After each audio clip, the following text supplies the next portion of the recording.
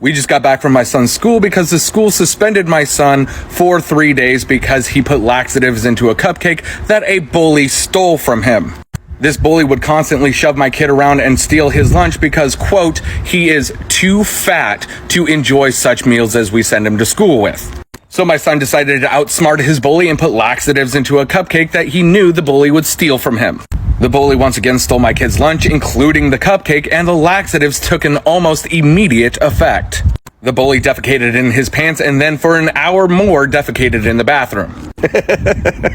Now let's move on to today for the appeal. My wife and I went to the school in order to defend our son, and wouldn't you know it, the bully and his parents were also there. Why were they there? Well, they wanted my son to face harsher punishment, not just suspension, but expelled from the school. The bully's parents got to speak first, and they got to say their piece, including bringing up the school's zero tolerance for fighting, even when it's retaliation.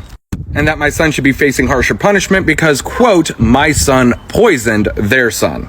And that even though their son forcibly took the cupcake, it was my son's intent for their son to eat that cupcake. That this was thought out and then carried out.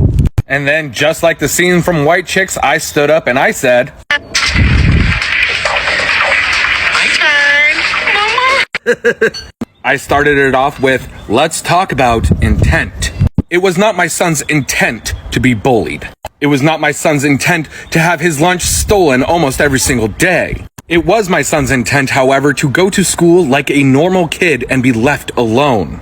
It was my son's intent to stop the bullying without resorting to physical violence. My son reported instances with this child multiple times, and the school did nothing about it, so he had to take it into his own hands.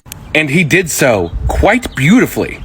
My son is no longer fearful of this bully. My son has suffered not only physical pain, but psychological pain from this bully for weeks. And to suggest that my son should be expelled for cleaning out the colon of this bully is absolutely ridiculous, along with him even facing suspension.